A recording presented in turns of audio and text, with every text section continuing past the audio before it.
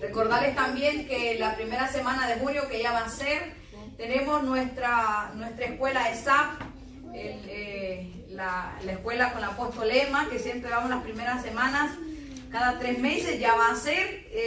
Les recuerdo para que vayamos inscribiéndonos en línea, que es lo mejor.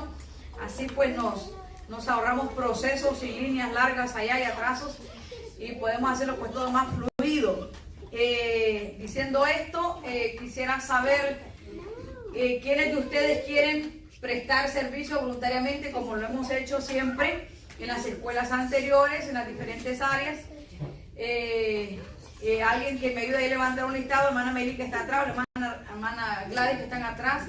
Alguien que quiera prestar servicio en esta escuela, que se lo vamos a agradecer mucho, y el Señor pues lo va a bendecir más, porque estamos haciendo la naturaleza de Cristo, sirviendo. Amén. Adoramos sirviendo al Señor. Aleluya. Mana Rosita, alguien más, mana Gladys, mana Dunia. No baje la mano, déjenla levantada, por favor, porque si yo menciono el nombre se me escapa alguno. Vamos a ver el domingo quién más se puede agregar, si hubiese alguien. Y si no, pues con los que estamos nos vamos. Bueno, amada iglesia, y también les recuerdo que ya estamos a un mes exactamente de nuestra escuela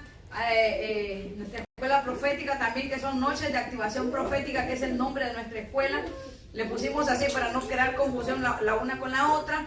Aquellas son escuelas apostólicas proféticas, estas también, pero las hemos llamado activaciones proféticas. Y la vamos a tener el jueves 13, viernes 14 y domingo 16. El póster que yo envié tiene un error involuntario que dice domingo 15, ¿verdad? Siguiendo la secuencia de los números nos equivocamos. Pero el domingo 16, porque el sábado 15 vamos para Orlando. El que quiera ir a Orlando, pues está invitado. No sé, ¿verdad? Eso lo sabrá mi esposito. Si va a poner a la disposición el van, no lo sé. Pero nosotros, la casa pastoral, pues vamos para allá, ¿verdad? Porque vamos al apóstol David, al apóstol Eri, pastor Arturo viene, está Catherine, está mi esposo, estoy yo, está mi niña. Entonces nuestro carro va full. Entonces no sé si alguien más quiere agregarse, ¿verdad? Nos ponemos de acuerdo entre todos para ver quiénes va. Eso sí, va costeado por cada quien, ¿verdad? Nuestro transporte nosotros lo costeamos, no es la iglesia. Igual el que vaya, pues va costeado por la cuenta de cada quien. Pero si alguien puede ir, eso va a estar tremendo, porque lo que hay allá en Orlando, en la iglesia de la profeta Alicia, es también una escuela profética. O sea, estamos de escuela en escuela, ¿verdad? Así que si usted se quiere agregar, es bienvenido.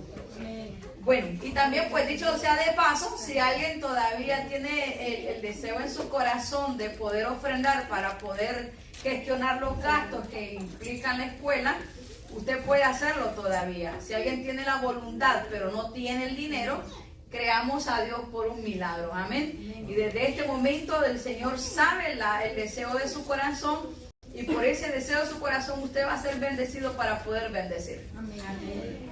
Bueno, amada iglesia, sabemos que el Señor, hoy sí entro ya con la palabra, sabemos que el Señor nos tiene una verdad presente, una palabra que ha venido gravitando en nuestro espíritu, ha venido gravitando en la atmósfera espirituales acerca de la adoración, acerca de la adoración verdadera, el adorador en espíritu y en verdad, como estaban orando ahorita al final, ser esos verdaderos adoradores que el Espíritu busca que le adoremos en este tiempo. Lo que abre los cielos es la adoración. Lo que abre los cielos, amada iglesia, es la verdadera adoración de un verdadero adorador. El cielo abierto, ¿qué significa?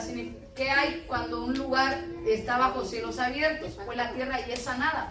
Usted va a ver que no hay delincuencia. Usted dice, pastor, ¿y eso es posible? Sí es posible, porque es el cielo mismo en ese lugar. Es una estación del cielo en la tierra. Y lo que hay en el cielo se manifiesta en la tierra. Como dice la palabra, se hace la voluntad de, como se hace en el cielo, se hace también en la tierra. Y en el cielo no hay delincuencia, en el cielo no hay divorcios, en el cielo no hay desempleos, y por ende en la tierra todo fluye en ese alineamiento. Y lo que produce que el cielo se abra, amada iglesia, es la adoración de un verdadero adorador. Y eso quiero hablar en esta noche, del corazón de un adorador, porque decimos, lo oramos, lo deseamos y es bueno, pero tenemos que entender qué es lo que nosotros estamos orando, qué es lo que estamos declarando, qué es incluso aquello que estamos deseando que el Señor haga con nosotros. Usted estaba diciendo ahorita, Señor, yo quiero ser ese verdadero adorador. Amén. Todos queremos ser verdaderos adoradores, adorar a Dios en espíritu y en verdad.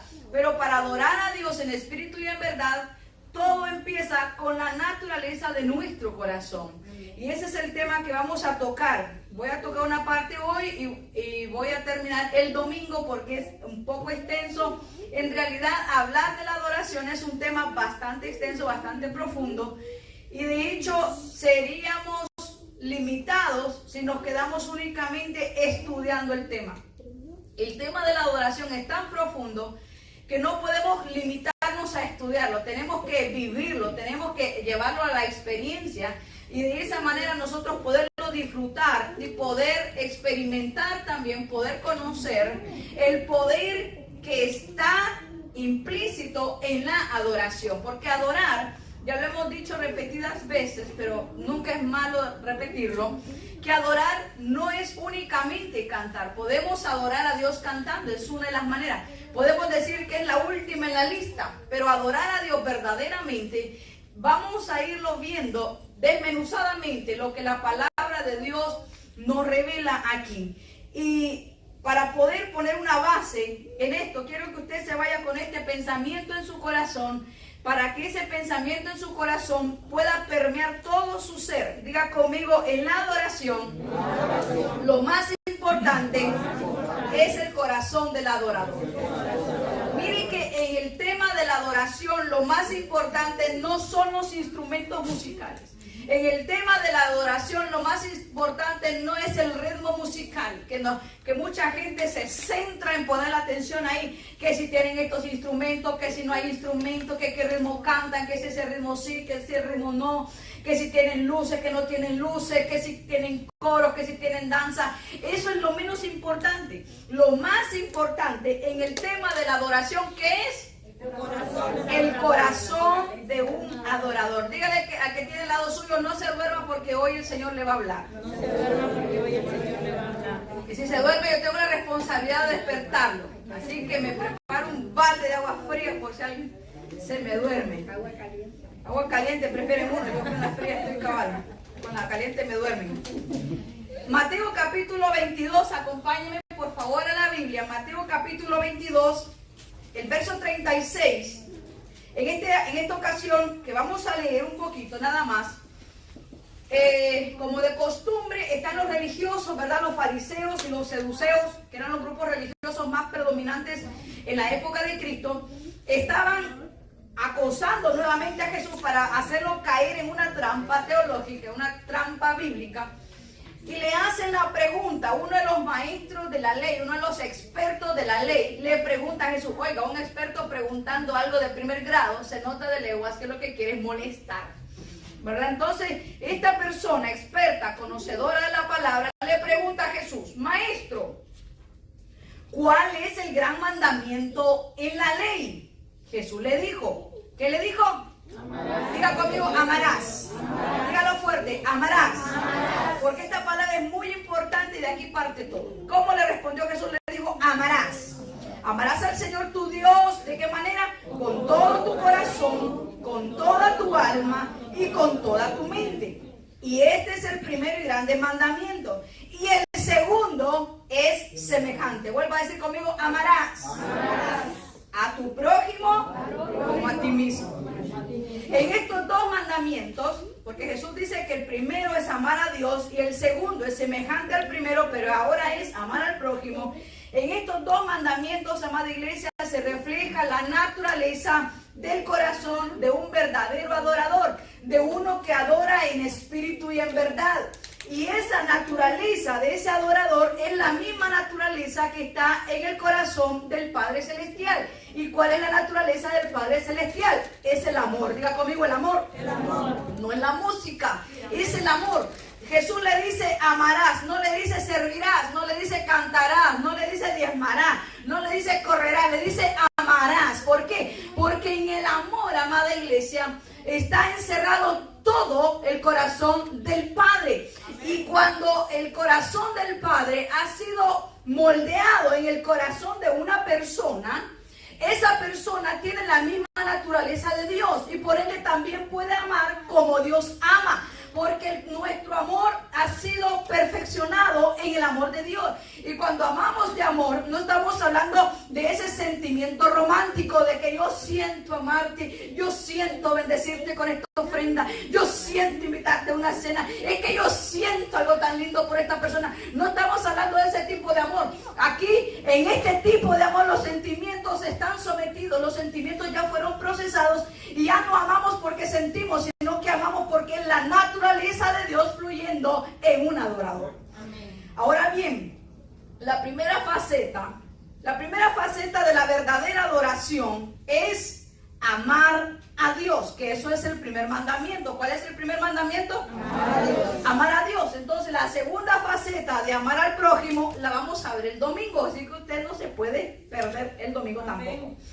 Ok, la primera faceta de la verdadera adoración, ¿cuál es? Amar. ¿Cuántos amamos a Dios aquí? Levante su mano. Sin pena y sin vergüenza. Todos amamos a Dios. Ahora, la Biblia nos enseña la forma en que debemos amar a Dios. Usted dijo, podemos amar a Dios hasta lo que ahora hemos aprendido, hasta lo que ahora hemos percibido, pero la Biblia nos lleva mucho más allá de lo limitado de nuestra experiencia. En el versículo 37, cuando Jesús le responde a este experto de la ley cómo debemos de amar a Dios, Jesús menciona 3 ámbitos, menciona 3 niveles. Y uno de ellos dice amar a Dios con todo. No dice con el corazón, dice con todo. Porque Dios no está buscando parcialidad de nosotros. Dios quiere totalidad nuestra. Amén. Dios no quiere un fragmento de mi vida y de tu vida. Dios quiere la totalidad de nuestra vida. Porque dice la palabra que Jesús se dio todo, se dio por completo. Y de esa manera nosotros tenemos que entregarnos a Dios también por completo.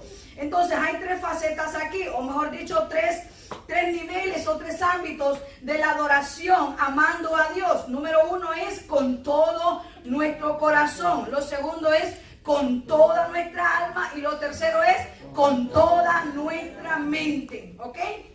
Cuando decimos que amamos a Dios, estamos hablando de adorarlo, porque amar a Dios es adorarlo y adorarlo es amarlo.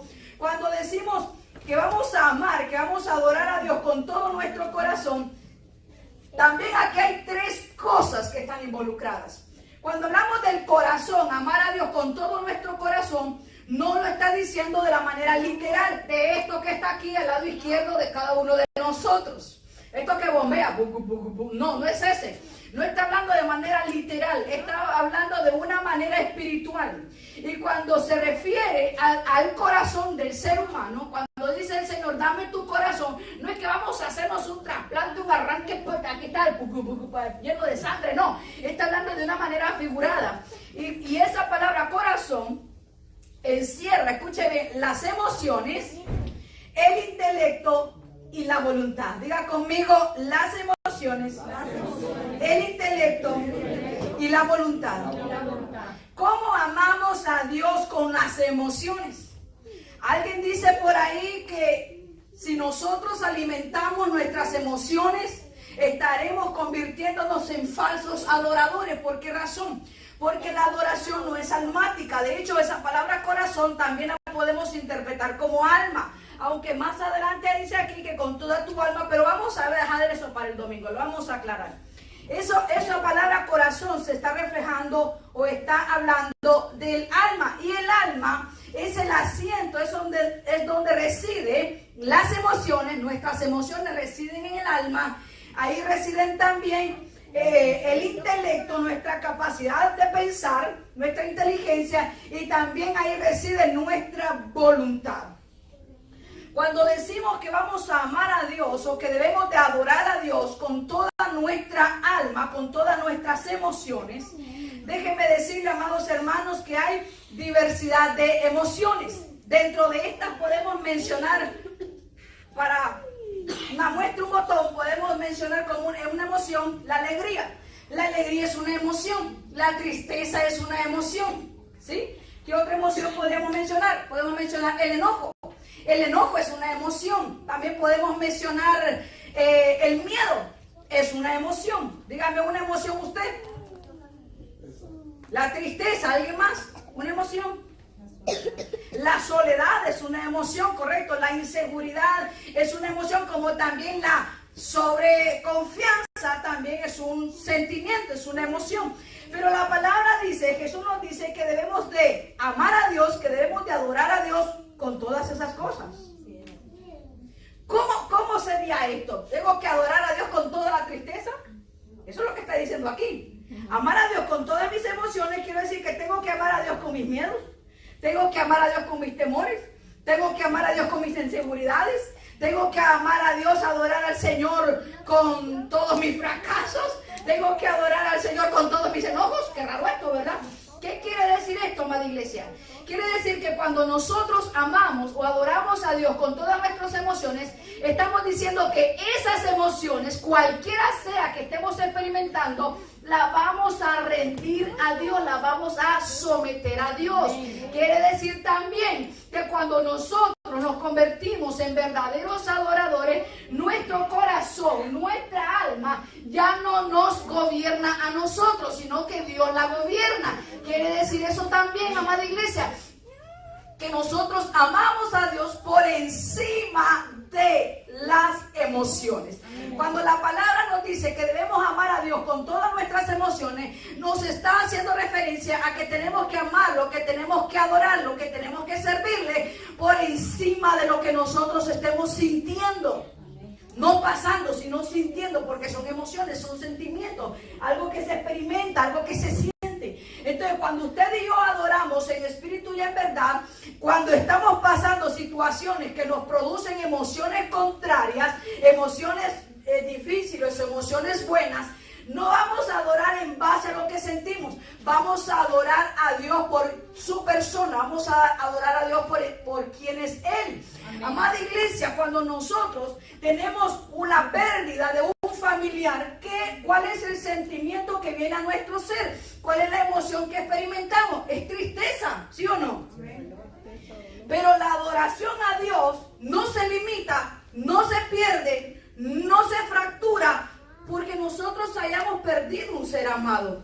Adoramos a Dios por encima de ese sentimiento. ¿Cómo se puede amar a Dios cuando tenemos un féretro enfrente? Como explicaba, como nos contaba el pastor Arturo, teniendo el féretro, el cuerpo sin vida de su padre físico, del hombre que lo engendró, y poder adorar a Dios con toda su mente, con toda su alma y con todo su espíritu. ¿Cómo se puede? ¿Cómo podemos hacer eso? No es que somos extraterrestres, es que hemos sometido esas emociones a Dios y ya no adoramos por lo que sentimos, adoramos por su persona. Ya estamos por encima de los sentimientos, no los sentimientos por encima nuestro. Por eso dije al principio que el tema de la adoración no solamente es un tema de estudio, sino que es un tema que tenemos que llevarlo a la práctica, es un tema que tenemos que llevarlo al día a día, porque día a día experimentamos emociones. Día a día, amada iglesia, tenemos que aprender a adorar a Dios por encima de lo que estemos sintiendo. Amén. Si nuestras emociones cierran nuestra boca, cauterizan nuestro corazón, detienen nuestras palabras, detienen nuestra acción de adorar al Señor, quiere decir que el alma está por encima de nuestro ser espiritual. Pero Dios no quiere que eso sea así. Dios nos ayuda. Tenemos un ayudador al Espíritu Santo, pero nosotros somos los que tenemos que rendir esas áreas. Amada iglesia, Dios no va a rendir nuestras áreas por nosotros. Somos nosotros los que tenemos que rendir voluntariamente nuestras emociones. Señor, quítame estos sentimientos. No, Dios no nos va a quitar nada. Somos nosotros los que tenemos que rendirlo. Señor, quítame este sentimiento de miedo. Dios dice, yo quisiera quitártelo, pero es tuyo, es tu voluntad, son tus emociones. ¿Qué tenemos que hacer? Rendirla. Y por encima del miedo que estoy sintiendo, yo voy a comenzar a declarar la palabra de Dios, que Él está conmigo. Como dijo el salmista David en el Salmo 23, dice, aunque ande en valle de sombra de muerte, no temerá mi corazón.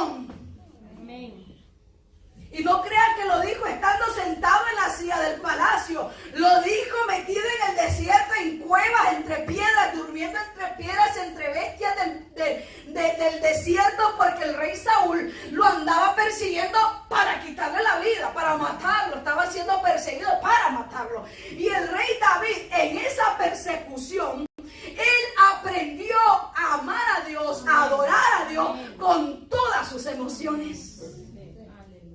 Metido en cuevas, el rey Saúl y con todo su ejército a espada, amada iglesia, andaba detrás de él. Y el salmista pudo decir: en paz me acostaré y asimismo dormiré, porque solo tú me haces vivir confiado. En medio del miedo natural hay que poner la mirada en aquel que es nuestra seguridad, en aquel que es nuestro refugio. Entonces, ¿qué estamos haciendo? Estamos adorando a Dios con nuestras emociones rendidas a Él. Amén.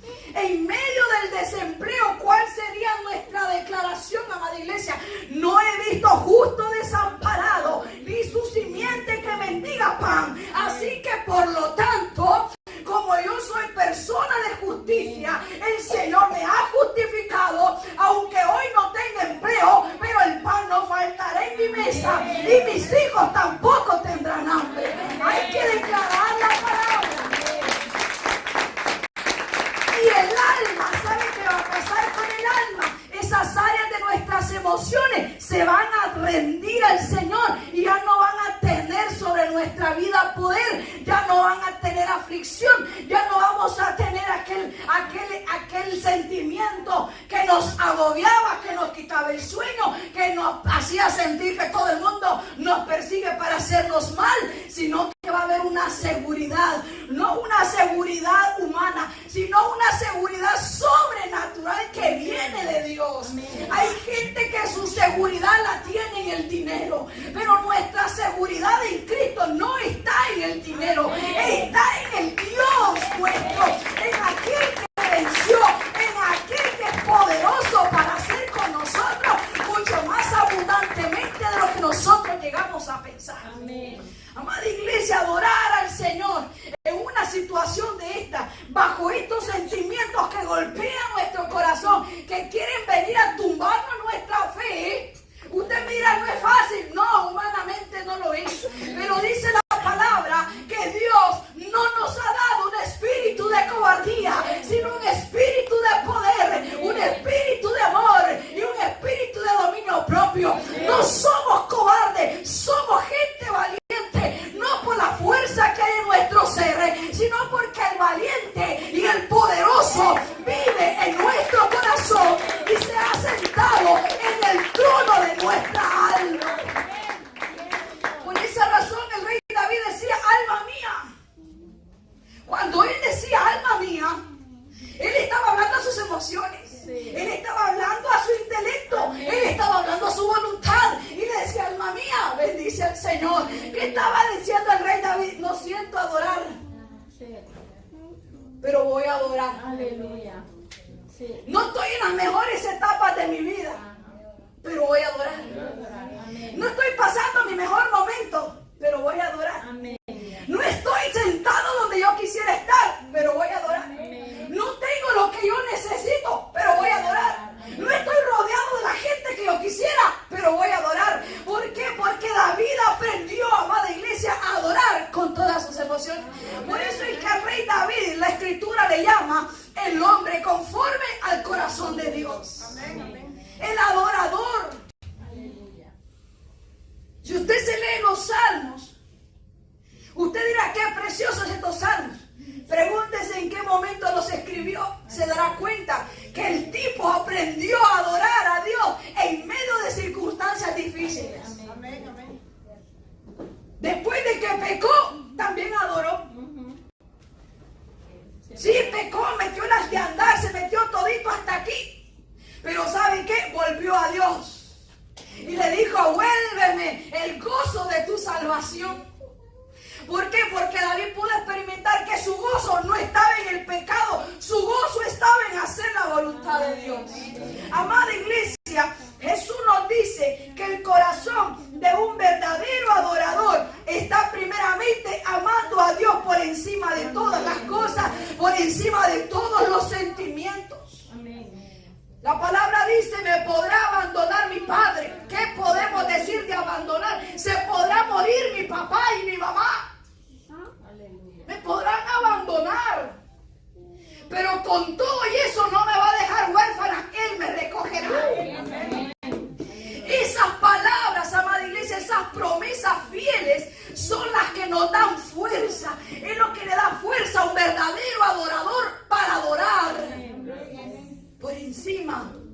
emociones. Amén, amén.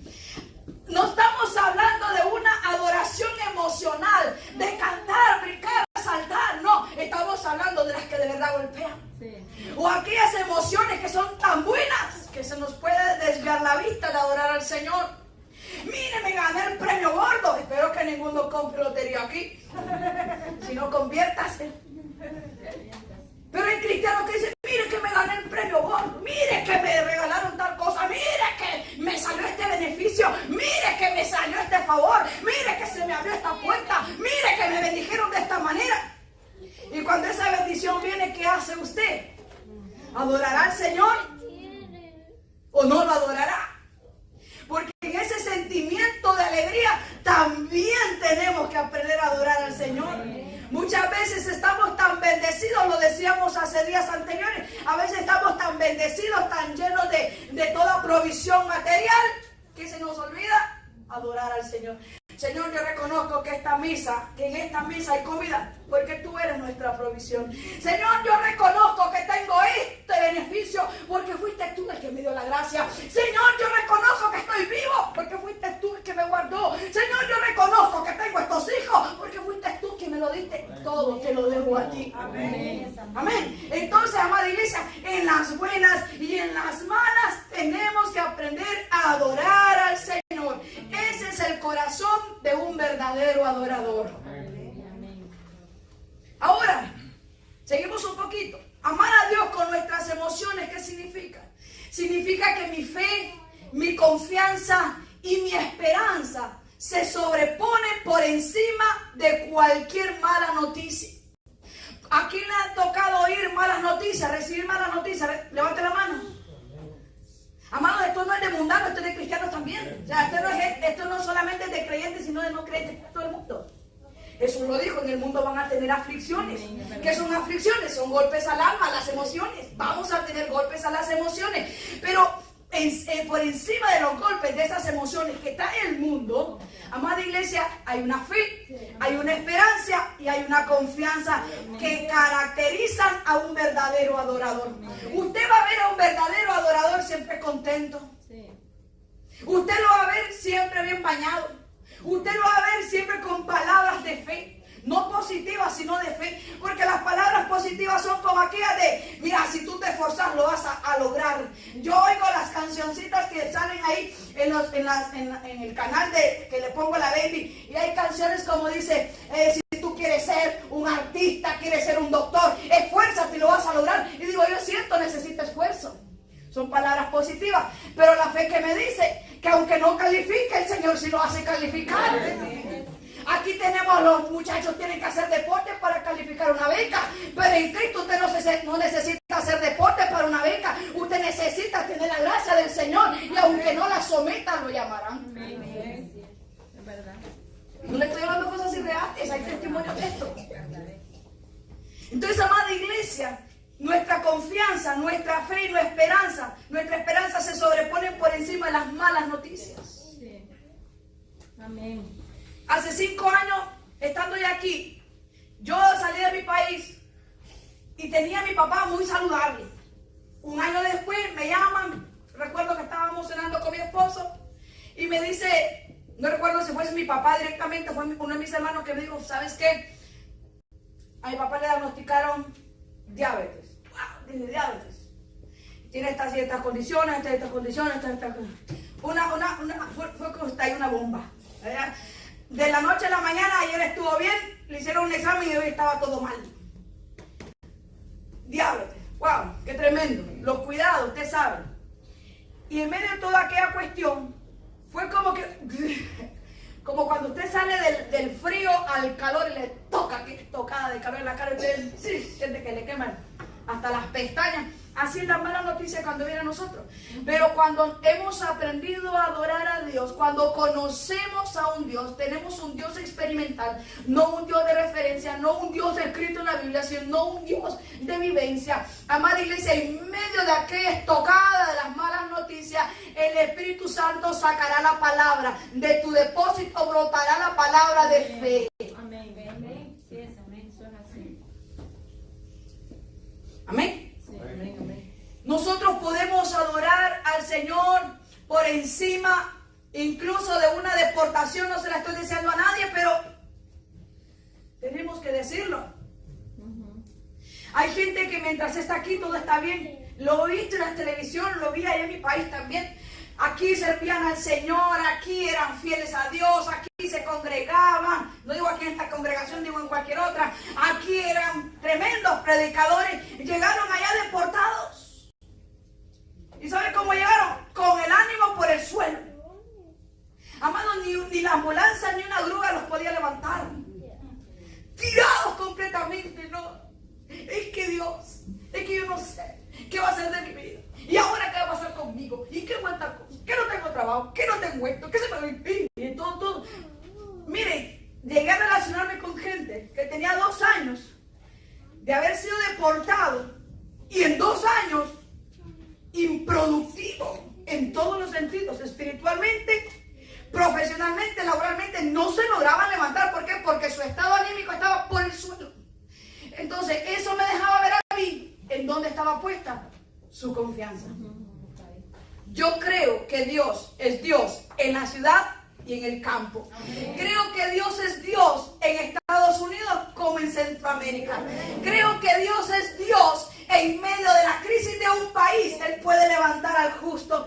Yo creo en un Dios que de la nada puede levantar grandes. Yo creo en un Dios, amada iglesia, que no lo limita en los territorios geográficos. Dios es Dios en todas partes. Gente, la gente mira, vámonos todos para España, vámonos para Estados Unidos, allá está el euro, allá está el dólar, y aquí el Empire, Córdoba, qué sé yo, aquí esto no sirve para nada. ¿Y tu Dios? Un hombre llamado Isaac fue porque no tenía de otra a vivir al desierto. Mire qué mal lugar para vivir se escogió este hombre. No había otro lugar.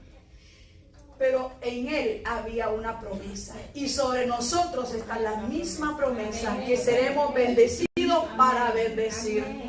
Y en medio de ese desierto, donde no podía germinar ningún tipo de semilla, ahí el tipo se volvió millonario, amada iglesia. Y la gente comenzó a decirle, los enemigos, los de Abimelech, le comenzaron a decir, vemos que Dios está contigo.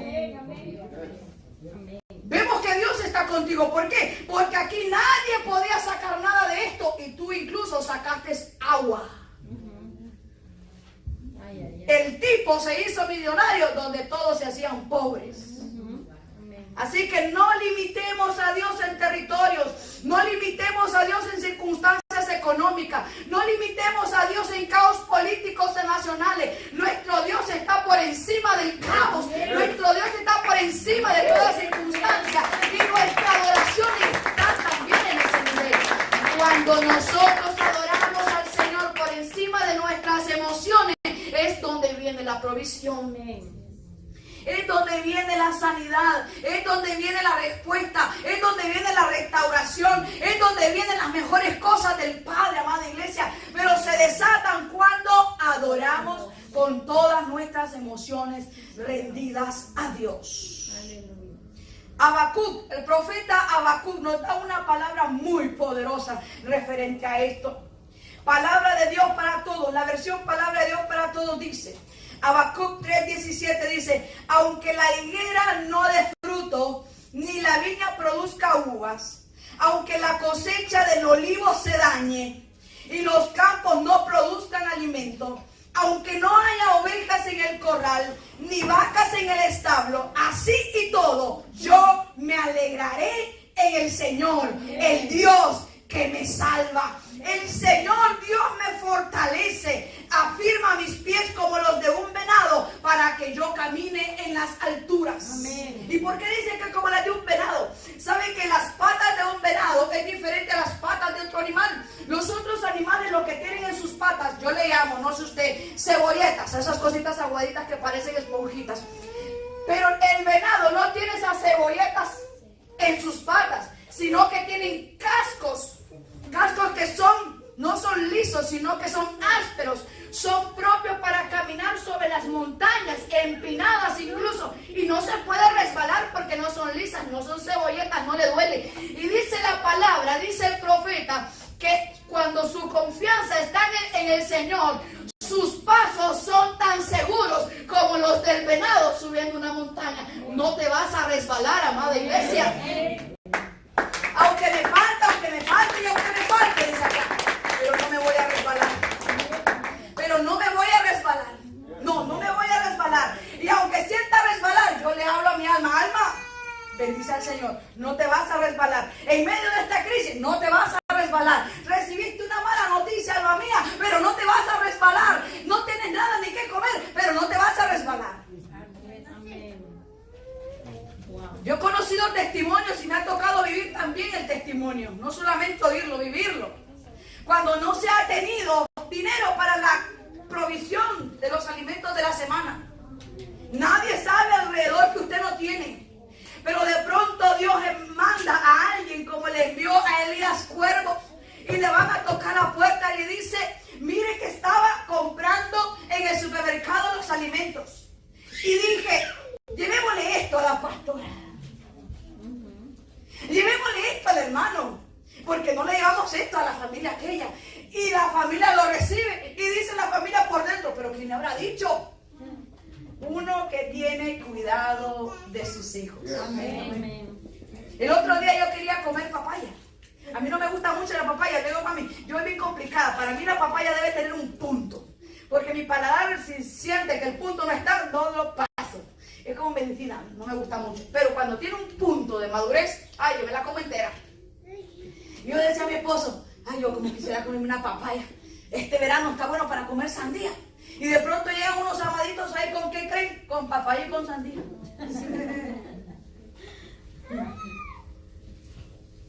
Diga conmigo, Dios, mi papá, tiene cuidado de mí. Y no me va a faltar nada.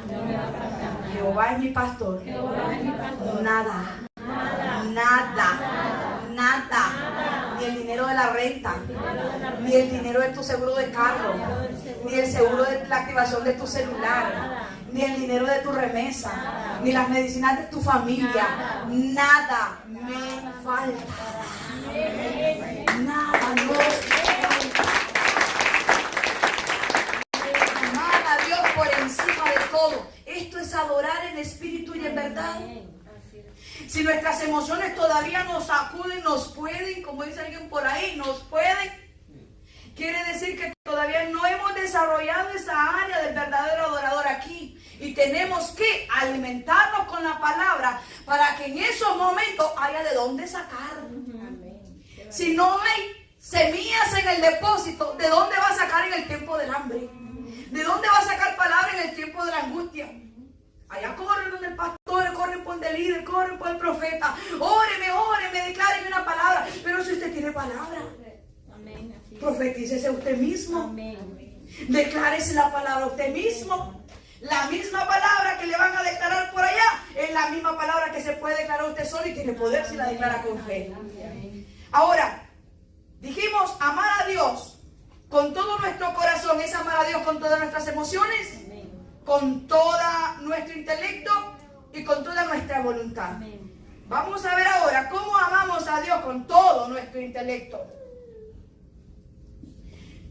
Esta palabra intelecto, algunos traducen esta palabra como mente, intelecto o mente. Y se refieren a la facultad del cerebro que usted y yo tenemos. Alguien dice, me duele el cerebro. ¿Qué hago? Dice, alegrate porque es una señal de que tenés. Un chiste para que no esté tan serio. Definen al cerebro o al intelecto como la facultad que nos permite reunir información, almacenar información. ¿Cuántos tienen recuerdos de cuando eran muy niños? ¿De 3 años? ¿Quién se acuerda de algo de 3 años? ¿Usted tiene recuerdo de los 3? Yo tengo memoria de los 4 años para acá. Pero los 3 para allá me dieron un delete en el sistema. Pero esa información que venimos guardando todo este tiempo es la facultad de nuestro cerebro. Algunos tienen más facultades, la tienen más desarrollada que otros, pero todos tenemos la facultad de poderlo hacer. Nos permite reunir información. Nuestra mente, escuche, nos permite razonar, ¿sí? Cuando hace negocios, ¿usted qué es lo que hace? ¿Se deja llevar por lo que le dicen o piensa? Le ofrecen un trabajo, ¿cuánto me vas a pagar por hora? Usted ya sabe cuánto usted gasta en su casa. Y usted sabe cuánto es lo mínimo que puede pedir o recibir, ¿verdad que sí? Entonces es la capacidad de razonar. Ese intelecto también es la capacidad de sacar conclusiones. Usted está escuchando una conversación, no han llegado al final y usted dice, ya entendí lo que me vas a decir. ¿Verdad que sí?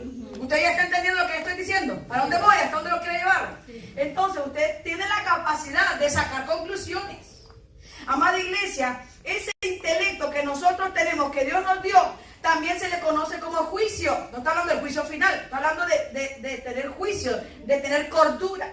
Es la capacidad de las intenciones, con qué intención hacemos las cosas. Es la capacidad de retener recuerdos. Son la capacidad de dar nuestra opinión. Mire, a mi opinión yo le voy a dar un consejo, a su opinión, a la mía, ¿verdad? Es una facultad de la mente. Y también tiene que ver con la actitud.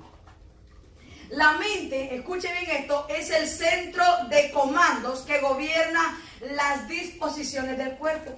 Aquí es como que hubieran hombrecitos y varios botones ahí que nos controlan. Donde dice la cabeza que va la mano, ahí va la mano. Si el cerebro no le da la orden a la mano, que se mueva, no se mueve. Todo va ahí, como dice mi esposo, un montón de cables. Son circuitos, son órdenes que fluyen a la velocidad de un rayo.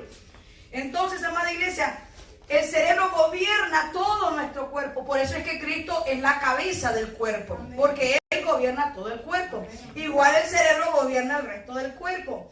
Ahora, esta disposición que nosotros tenemos de tomar decisiones, de dar opiniones, de sacar conclusiones, amada iglesia, nosotros tenemos que cuidarla.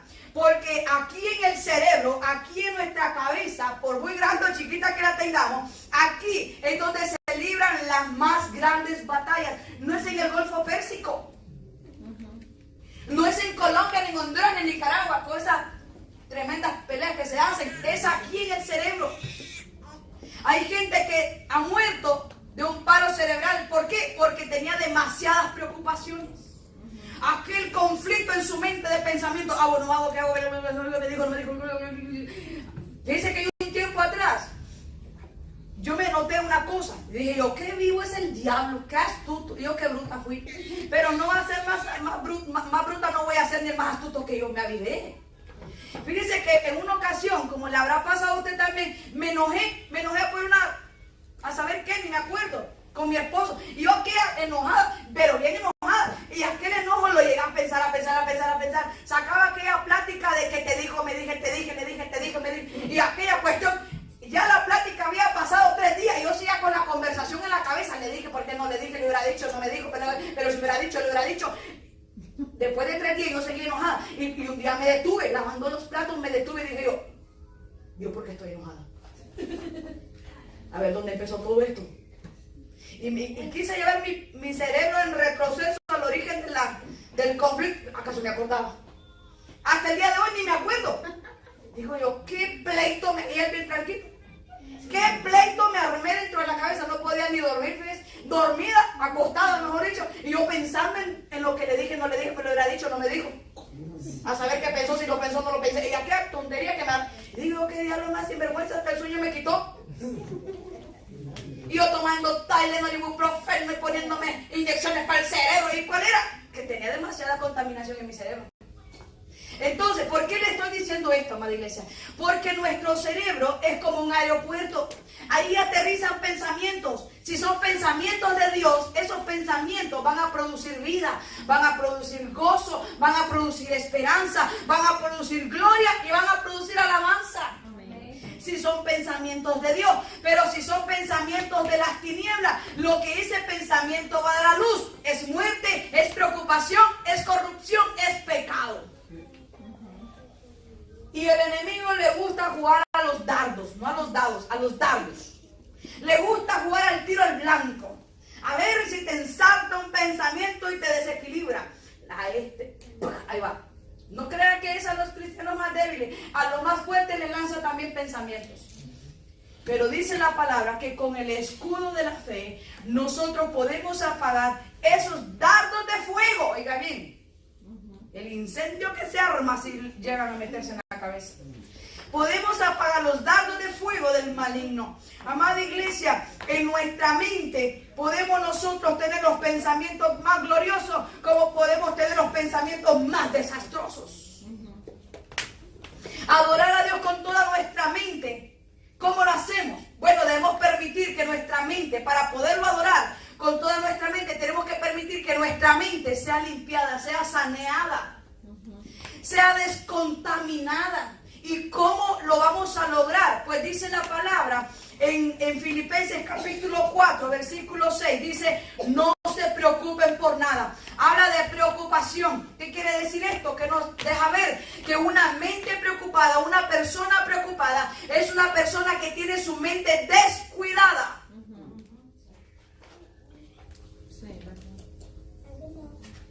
Platicaba con una mujer un día, conductora de un Uber. Usted sabe que le hacen pláticas a uno que uno ni las pide, ¿verdad? Pero hacen pláticas a uno.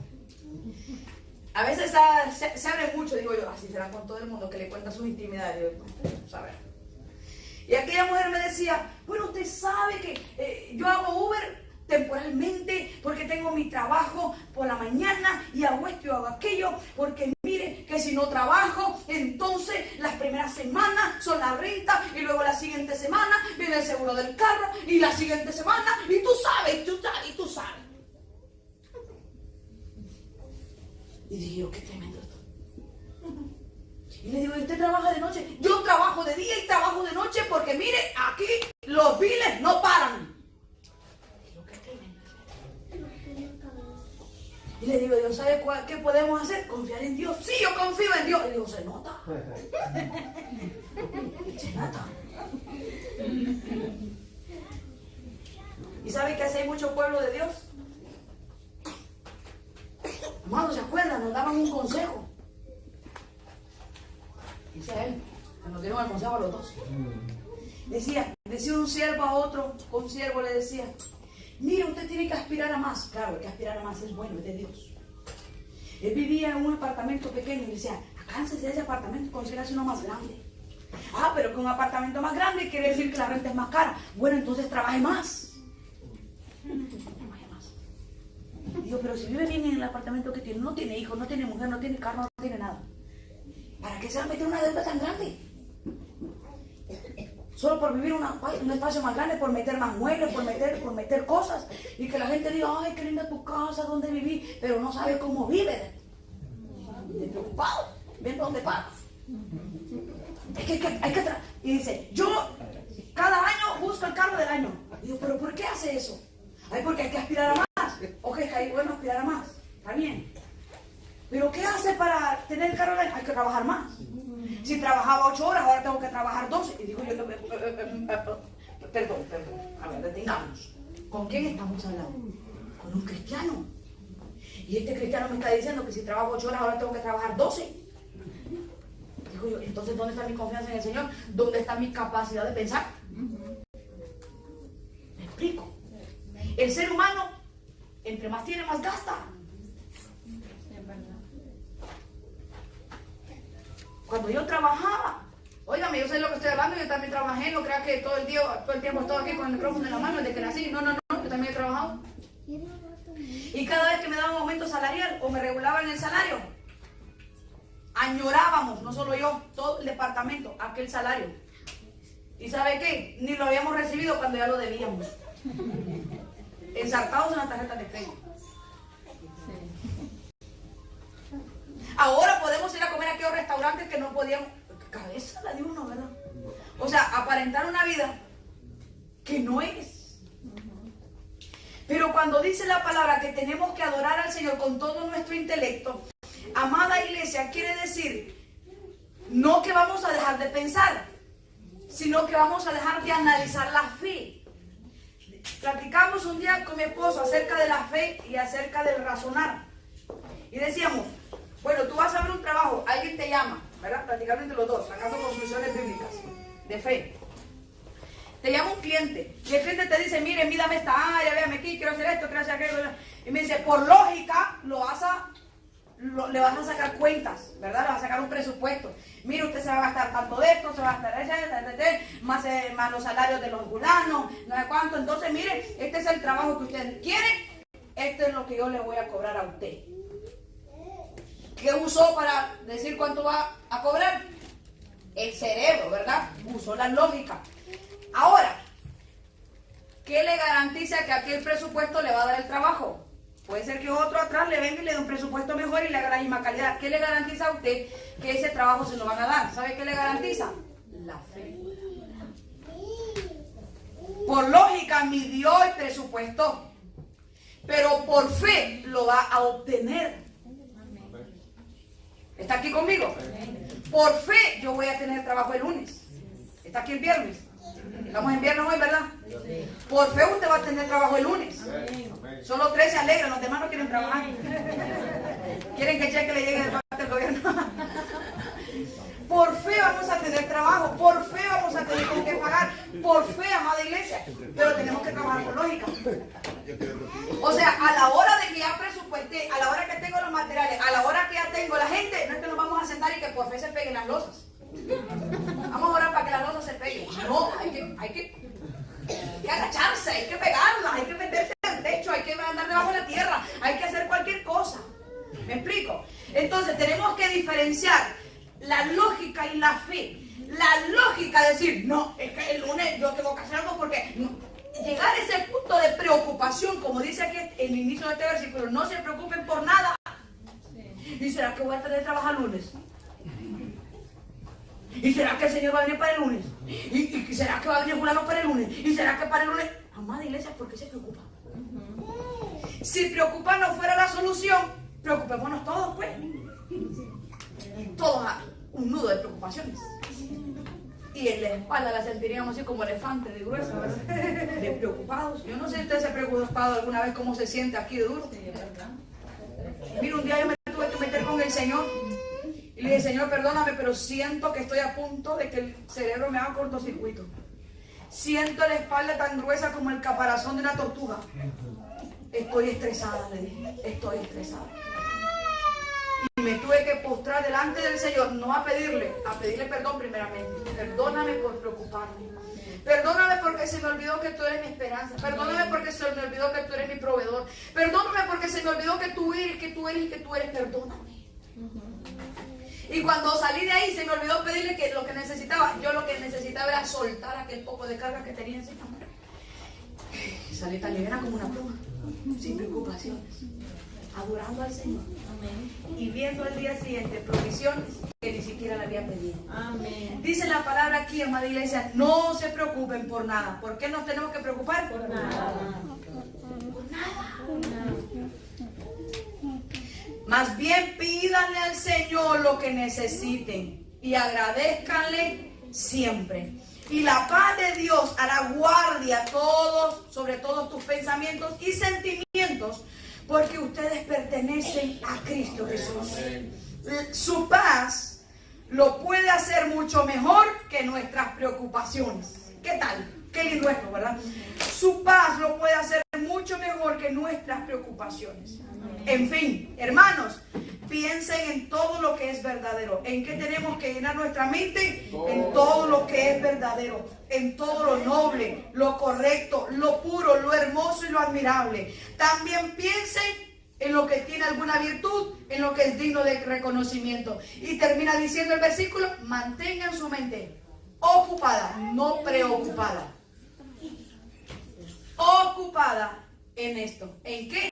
En pensar en las cosas buenas de Dios. Amén. Cuando nosotros pensamos en todo lo bueno de Dios, amados, viene una paz tan grande. Amén. Y la paz nadie la ha podido conseguir en términos humanos.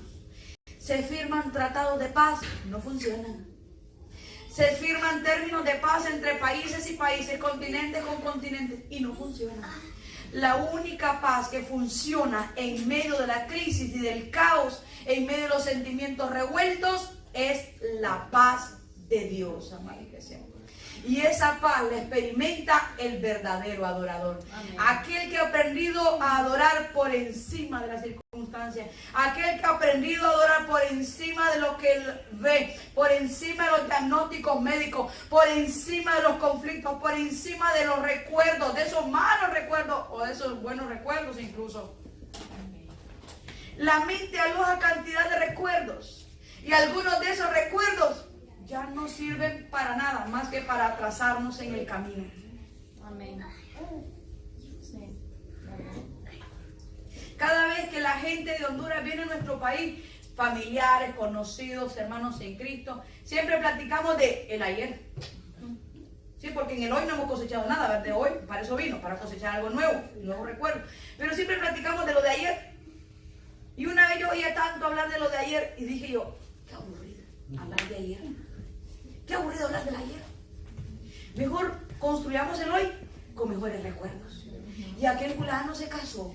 Y aquel otro fulano se murió. ¿Y qué pasó con el hijo de Perencejo? Y la mujer de San Colejo que se fue con Perencejo. No, ¿qué pasó? Ahí digo yo, ¿qué pláticas tan inútiles? ¿Y qué pensamientos tan poco productivos? Que nos dice la palabra que debemos de pensar en todo lo bueno. Amén. Y cuando pensamos en lo bueno, también conversaremos de lo bueno, amada iglesia. Amén. ¿Sí? Yo recuerdo un muchacho que no era pretendiente mío, pero sí había digamos, un sentimiento afín. Pero yo estaba tan ocupado con la persona equivocada, ¿verdad? Con el pretendiente equivocado, con aquel que yo sabía que no iba a tener esperanza con él, ni él conmigo. Estaba tan ocupada en esa persona que no atendía que él sí me podía ofrecer un futuro, un matrimonio, una dignidad como mujer. Lo descuidé. Y aquel joven llegó un día, después de tanto tiempo de no verlo, quizás 2 o 3 meses de no comunicarnos, llegó a mi casa con una tarjeta de invitación. Y me dice, Digna, vengo a invitarte a mi boda. Ay, yo sentí una cosa rara. Y dije yo, ¿qué onda, güey? Perdí el tiempo con semejante baboso, sabiendo que no íbamos a llegar a ningún término. Y me dice, fíjese que yo le comenté esto a mi pastor y me dice, ese tipo hizo mal con irte a decir esa cosa el día de su boda, para el evento de su boda hizo mal. Pero yo saqué lo bueno de lo malo. Y digo, esas palabras me hicieron reflexionar.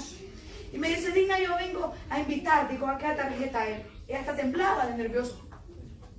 Vengo a invitarte a mi boda. Y digo, ¿te casas? Sí, me dice, me caso. Encontré una muchacha en tal iglesia, mirá, la conocí, el cuento. Y me voy a casar. Y vengo a invitarte a mi boda.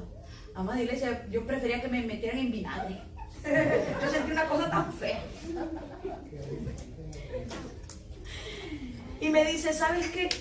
Yo siempre quise, me dijo él, yo siempre quise demostrarte mi interés, pero tú nunca me dejaste.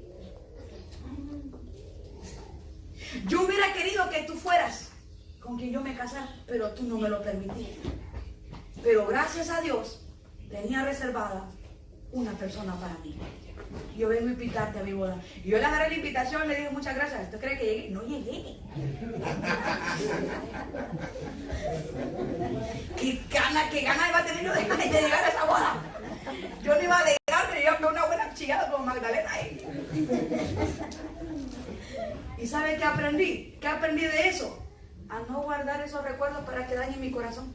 Aprendí a decir, hay oportunidades en la vida que nunca se van a repetir. Amén, es verdad. Hay cosas que Dios, no el hombre, Dios te las va a poner delante. Y tú no puedes quedarte atrapado en el pasado y perder las buenas oportunidades, sea un matrimonio, sea un trabajo, sea cualquier asunto, amada iglesia, un ministerio, lo que sea, que venga de parte de Dios. Uno no puede quedarse agarrando el pasado, miedo, y no, que me fue mal, y aquí me dice, es que la vez que lo intenté me fue mal, y ahora, no, amada iglesia. Por experiencias como esa, antes de yo sacarle lo bueno, yo no me quería casar. Me había ido mal en varios noviazgos. Pero yo no me iba a quedar, ay, que me fue mal, es que me fue mal, es que me fue mal. Y teniendo semejante oportunidad delante de mí, ¿le va a dejar pasar? ¡No! ¿Me explico? Entonces, amada iglesia, nuestra mente tiene que ser renovada. Soltar definitivamente lo viejo. Sí, Señor. Hay mujeres, miren, amadas hermanas, yo les hablo en el amor de Cristo.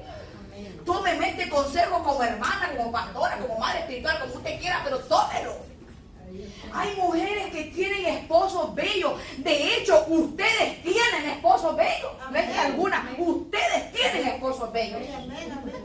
Tienen esposos con un corazón de oro que no les cabe en el pecho. Es verdad. Pero pasan amargadas porque ayer, Ay, cuando no eran cristianos, ay, allá en la otra relación, cuando no se habían alineado, eran, amada hermana, eran. No se amargue más la vida, ni le amargue la vida a su cónyuge. Es que mi esposo me se las ponía, ya no se las pone. Es que mi esposo era, amada iglesia, era. Gócese amén. en lo transformado que Dios le ha dado. Amén. Mi esposo un día me dijo, yo no es que estaba metida en el rollo, pero me dijo una palabra muy sabia que yo la uso para la consejería. Me dijo, vamos, fíjate que te quiero tocar un tema. Y él me dice, yo creo que fue de Dios porque ni siquiera íbamos a hablar de eso, me dice, mira, si es asunto de mi pasado, no me hables. Si es asunto de mi presente, hablemos. Ay. Y digo, ve, me quedo con ese consejo, no era de eso que íbamos a hablar, pero me quedo con eso. ¿Me explico? Si es asunto del pasado de la gente, ¿para qué sacarlo? Sí. Aquel hermano José, ¿se acuerda de él? Sí. ¿Qué dice? Pasado. Ahí está, échame la segunda. Amados, miren qué revelación la de este siervo. El pasado es pasado. Es verdad. ¿Cómo podemos aprovechar lo nuevo de Dios, lo renovado de Dios, lo bueno de Dios con una mente renovada? Soltando lo viejo. Pensando en lo bueno que tiene aquella persona. Pensando en lo agradable de Dios que tiene aquella persona. Pensando en las virtudes que tiene aquella persona y las circunstancias también. Una mente renovada. Diga conmigo, adorar a Dios con toda mi mente es a través de una mente renovada. ¿Y sabe cómo se renueva la mente? Por medio de la palabra. Escuchaba al apóstol Germán Ponce de Honduras decir que cada vez que nosotros venimos a la iglesia venimos a que nos agarren a martillazos, no es a golpes, a martillazos. ¿Por qué a martillazos? Porque dice la palabra en el libro de Jeremías, dice, tu palabra es como martillo que golpea la piedra. ¿Sabe qué hace el martillo, amada iglesia? Quiebra aquello duro que estaba ahí en el corazón, la palabra, no el pastor ni el predicador, la palabra. Usted oye la palabra y dice, ve, a mí me están hablando. Un martillazo personal. Sí. Entonces, esa palabra está quebrando argumentos, está rompiendo paradigmas, está desquebrajando cosas del pasado. ¿Para qué? Para liberarnos al presente de Dios, para llevarnos al futuro glorioso de Dios. Amén. Entonces, tenemos que dejar que la palabra haga su efecto. Amén. Cuando la mente ha sido renovada, usted va a tener una actitud renovada también. Quería que Julieta nos compartiera un testimonio, dijo aquel pastor. Fíjese que en cierta ocasión, no voy a usar el de Julieta porque no le pedí permiso, pero en cierta ocasión Dios le habló a una persona y le dijo algo acerca del nombre que le había puesto a su criatura. Pues le había puesto que el nombre estaba feliz de la vida. Pero más allá, el Señor le habló en una ocasión y le dijo que ese nombre no era el nombre correcto para esa criatura, que lo habían nombrado mal.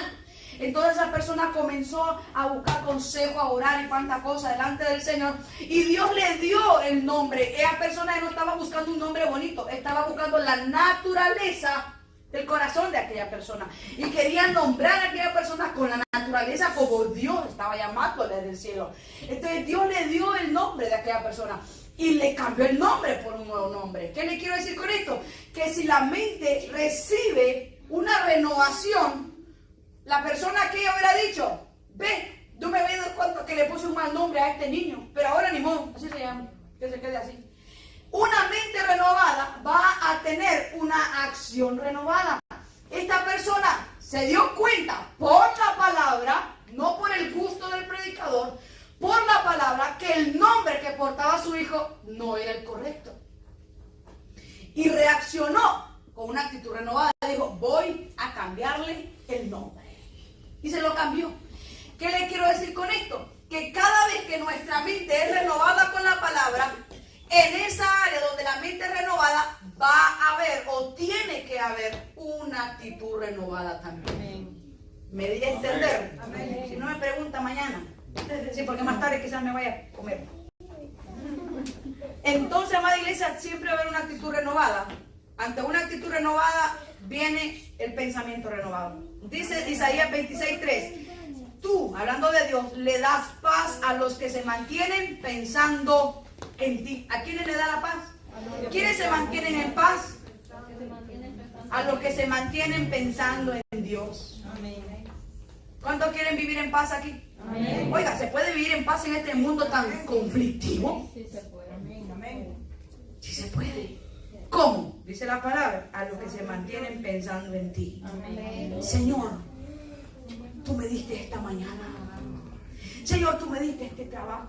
Señor, tú me diste esta familia. Señor, tú me diste esta vida. Señor, tú me diste este cumpleaños. Señor, tú me diste pensar en Dios en todas las cosas. ¿Qué va a haber a nuestra vida? Paz. Y por último, ¿cómo amamos a Dios con toda nuestra voluntad? Cuando hablamos del corazón, recuerde que dijimos que están involucradas las emociones, el pensamiento, que es el intelecto, y la voluntad. Y cuando hablamos de amar a Dios con toda nuestra voluntad, escuche, ¿qué es la voluntad? La voluntad es la facultad que Dios nos dio de elegir. ¿Qué es la voluntad? Es la facultad de elegir. A Adán no le quedó opción. No tenía opción. Le presentaron a Eva y con ella se quedó. Pero usted y yo sí hemos tenido la facultad de elegir. Yo me casé con mi esposo porque yo lo elegí. Él se casó conmigo porque él me eligió. ¿Me explico? Por eso cuando me vienen a preguntar a mí, pastor, ¿usted qué opina de fulano de tal? ¿Me caso? Eso es cosa suya. Yo lo que le puedo aconsejar es, véale los frutos. Y de ahí deduzca. Porque ¿sabe qué? Una vez casado o casada, es usted quien lo va a aguantar, no soy yo. Yo aguanto el mío, usted aguanta el suyo. Él aguanta la suya.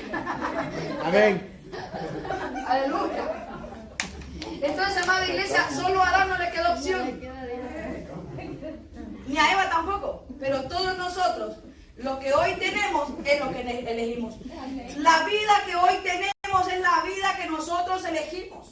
No podemos culpar a nuestros padres. Es que no me mandó al colegio, es que no me insistieron, es que me llevaron para el pueblo, es que me sacaron de la ciudad, es que me sacaron deportado, es que me trajeron ilegal. No, amada iglesia. No podemos culpar a nuestros padres. Ellos son responsables de una parte. Ellos son responsables de lo que hicieron. Pero nosotros somos responsables de cómo actuamos ahora. ¿Sí? De verdad. Yo no puedo culpar a mis papás por X o Y circunstancias. No puedo. ¿Qué tenemos que hacer? Pararnos encima de aquello. Eso es amar a Dios con nuestra voluntad. Elegir. Yo elijo quedarme abajo o levantarme. Yo elijo ser nadie o ser alguien. Yo elijo ser invisible o ser visible. Yo elijo dejar huellas de amor o huellas de odio en el camino. Yo elijo. Usted elige. La vida que usted y yo vivimos hoy es lo que usted y yo elegimos. Sí. Somos el resultado de nuestras decisiones de ayer. Ay, no, que para qué me casé con esto. Usted eligió. ¿Qué tiene que hacer ahora? Ore. Señor, cámbiamelo. Vuélveme a ver. En mi corta vida matrimonial he aprendido algo. Cuando yo he orado al Señor, Señor, cambia a mi marido. ¿Sabe qué me ha dicho el Señor? Es que a quien tengo que cambiar es a ti. Se me fue el orgullo. Señor, ¿qué dijiste? Sí, es que tú eres muy enojada. Sí, es que tú eres muy, como decíamos aquel, que las mujeres no somos histéricas, sino históricas. Es que te acordás hace 6 años, es que te acordás hace 5, y cuando 4, y cuando vino el otro, y cuando no vino. Somos buenos. Entonces el Señor me decía, no, es que no es con él la cosa, es contigo. Y cuando yo miro que él está dando fruto y yo no, digo yo, maestra, me estoy quedando atrás. A ponerlo. Porque dice la palabra que por los frutos nos van a conocer. Amén. Por los frutos otros nos van a conocer a nosotros y nosotros nos vamos a conocer a nosotros mismos. Por los frutos espirituales. Amar a Dios con nuestra voluntad, nuestra facultad, nuestro deber o nuestro privilegio de elegir.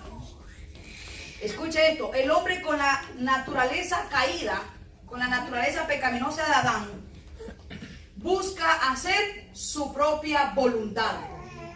Yo hago lo que yo quiero, ¿a ti qué te importa? Usted no se meta, usted cállese, no opine. ¿Ha oído esas cosas usted? ¿Sí? Este es mi dinero, mi plata, yo hago lo que yo quiera. Este es mi carro, yo hago lo que yo quiera. Entonces, esa persona, aunque sea cristiana, no tiene una naturaleza renovada. La naturaleza de Cristo no está en esa persona, sino que la naturaleza caída de Adán, porque la naturaleza caída de Adán busca hacer su propia voluntad. Como decía un pastor, amigo, hace mucho tiempo decía, con tu gusto y con tu gana, ni tu tata ni tu nana. A él le decían, muchacho, no se case con esa muchacha, no le conviene. Mire, esta muchacha no es buena para usted. Todo el mundo le decía que a aquella muchacha no le convenía. Pero él con esa que no convenía se casó. Y él mismo decía después, con tu gusto y con tu gana, ni tu tata ni tu nana. ¿Me entienden? Sí. Amada iglesia, la naturaleza caída de Adán busca hacer su propia voluntad. Pero el que tiene la naturaleza renovada en Cristo busca hacer la voluntad de Dios. Los hijos que amamos y servimos a Dios, ¿por qué lo amamos y lo servimos? Porque es nuestra voluntad, ¿verdad? ¿Sí? ¿Sigue vivo todavía? ¿Me regala 5 minutos? Amén. Más vale que los 3 dijeron porque no los sumo, ya lo aprendieron la estrategia. Amada iglesia, nosotros, los hijos de Dios, amamos y servimos a Dios. ¿Por qué razón? Porque es nuestra voluntad y es nuestro deseo. Nos gozamos en hacerlo, ¿verdad que sí? Ahora bien, cuando nosotros amamos y servimos a Dios, vamos a tener que rendir nuestra voluntad a Dios. Cuando nosotros lo amamos y lo servimos, tenemos que rendir nuestra voluntad a Dios. ¿Por qué?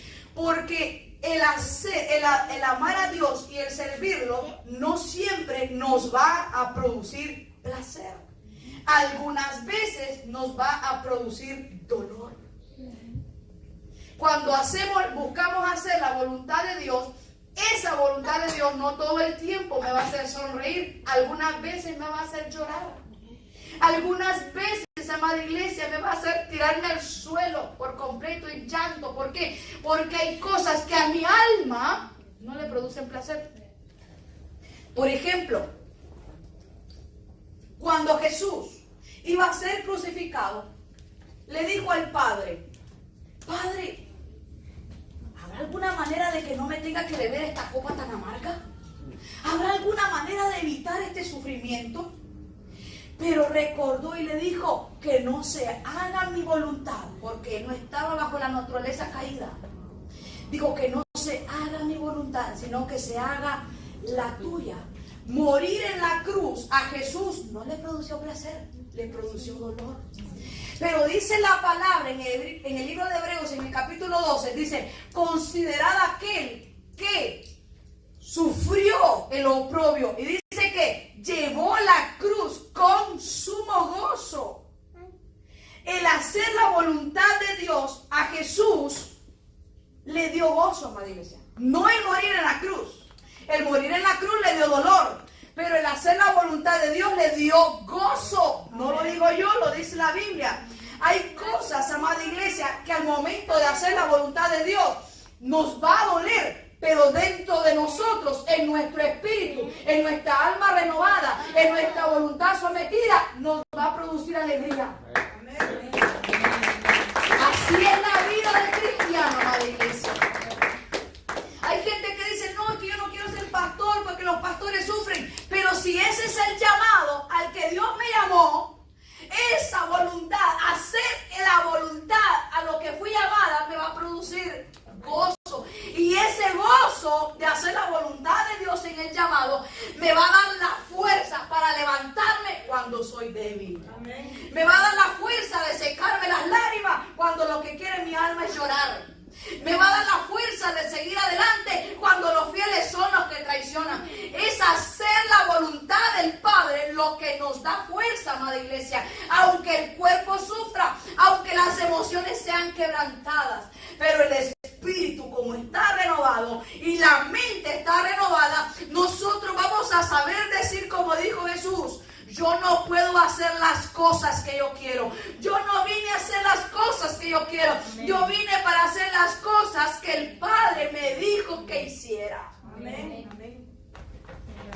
Muchas veces hacer la voluntad del Señor va a tener que ver con separarnos de personas, amada iglesia. Personas con las cuales usted y yo nos gustaba pasar el tiempo. Pero Jesús de pronto te dice: apártate de ahí. Como bien te puede decir: júntate a ese carro. Llegué a una congregación, no conocía absolutamente a nadie.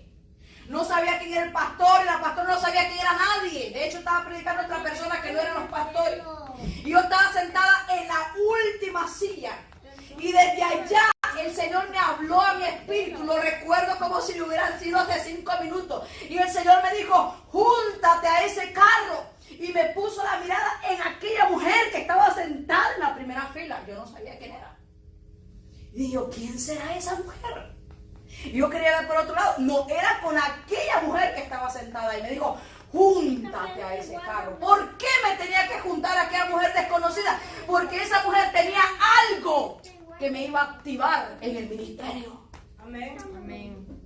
Me activó y luego Dios me sacó de ahí. Porque hay cosas que son eventuales y otras cosas son permanentes. Es verdad. Entonces, así Dios te puede decir: júntate, como te puede decir: sepárate. Y cuando me junté a aquel carro, me junté a aquella mujer, yo decía: Señor, yo creo que me equivoqué. Porque aquella mujer era cosa seria. Era un Elías. Cortaba cabezas. Y dije: Señor, qué carro de fuego el que me metiste. ¿Me explico? Te dirás: no, es que no me gusta juntarme con el pastor porque el pastor cada rato lo corrige a uno. Júntate ese carro. Sí, amén. Y es que la pastora solo ahora lo manda. Júntate ese carro.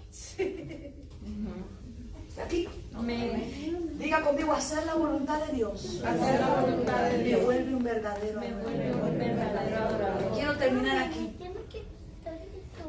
Gálatas, un versículo muy conocido.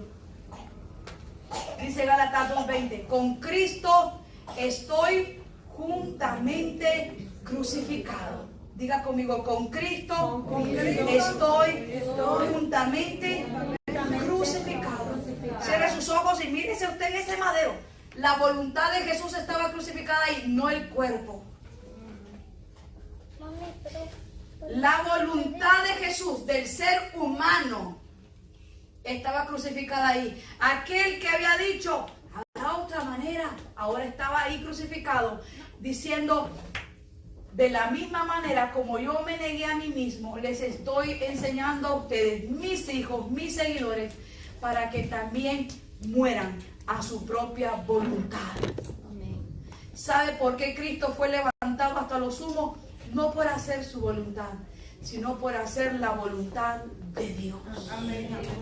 Cuando usted y yo hacemos la voluntad de Dios, estamos adorando a Dios.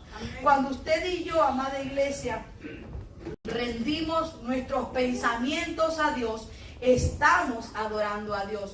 Con nuestros pensamientos adoramos a Dios. Con negarnos a nosotros mismos adoramos a Dios. Amén. Con adorar por encima de lo que sentimos, adoramos a Dios.